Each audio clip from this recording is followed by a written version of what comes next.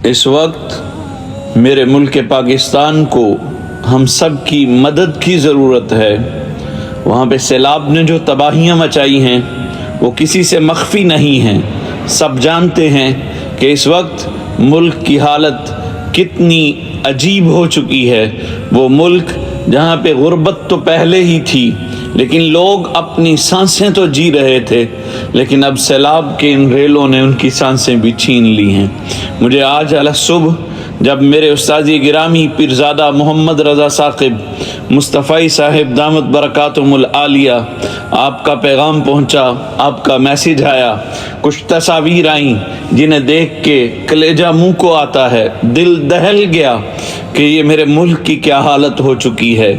अल्लाह मेरे मुल्क पे अपना रहम फरमा दे और इसके हाकिमों को भी ये तौफीक दे दे कि वो इस मुल्क की खैर के लिए कुछ मामलात कर दें। अपने ज़ाती मुखासमतें और अपने ज़ाती मामलात और अपने सियासी हरबे जो हैं उनको फ़िलहाल कुछ वक्त के लिए तर्क करते हुए मेरे मुल्क के इन पिसे हुए लोगों के लिए कुछ खैर के मामलात कर दें। अल्लाह करे कि ऐसा हो जाए, वरना हमें इस वक्त जो हालात नज़र आ रहे हैं वो लोग परेशान हाल और उनके बच्चे परेशान हाल, हमें ये कहते हुए ज़ुबान हाल से यूँ महसूस होता है कि वो कह रहे हैं हाकिम को मेरे हाल से रग़बत नहीं कोई, बारिश का सर पे ज़ोर है और छत नहीं कोई। हमने जो वीडियोस देखी, जो हालात देखे, उसमें लाशें पड़े हुए हैं, लोग पुरसाने हाल उनका कोई नहीं है। इस हाल में लोग हैं कि सरों पे छत नहीं है,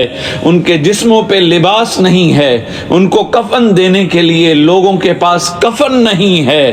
अजीब किस्म की हालत है वहाँ पे।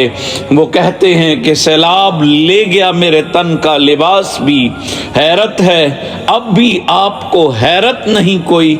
उनके लिए खाने पीने का सामान नहीं, उनकी जिंदगियां वहाँ पे अजीरन बनी हुई हैं, हर शय के नरख बढ़ गए हैं। अफसोस इसका है कि इंसान की मेरे देश में कीमत नहीं कोई।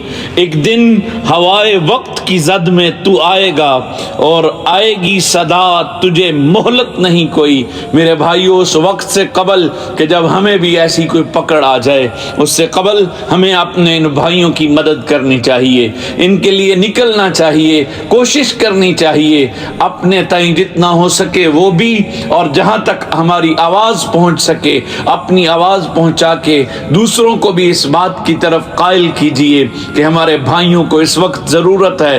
ये वो भाई हैं हमारे जिन्हें मुस्तफ़ा करीम ने हमारा भाई बनाया है। मुस्तफ़ा करीम का इरशाद गिरामी है, हुजूर इरशाद फरमाते हैं कि अल मुस्लिम अखुल मुस्लिम, मुसलमान मुसलमान का भाई है।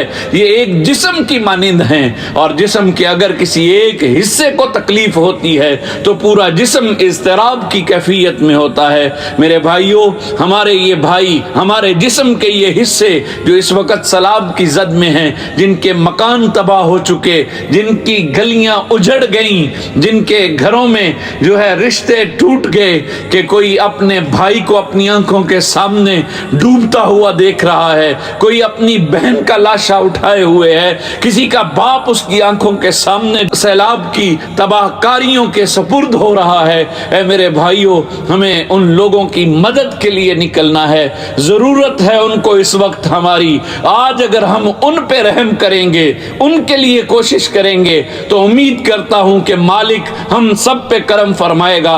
हांगकांग में रहते हुए हमें अगर अमन और सुकून मुयस्सर आ रहा है तो ये अल्लाह की नेमत है, और इस नेमत का शुक्रिया इस अंदाज में अदा कीजिए कि हम अपने उन भाइयों की मदद करें, क्योंकि हर नेमत जिसका शुक्र अदा किया जाए अल्लाह उस नेमत को बढ़ा देता है। अगर हम आज उनकी मदद करेंगे तो अल्लाह हमारी ये अमन और सलामती वाली जिंदगियों में और बरकतें अता फरमा देगा, इनको बढ़ा देगा।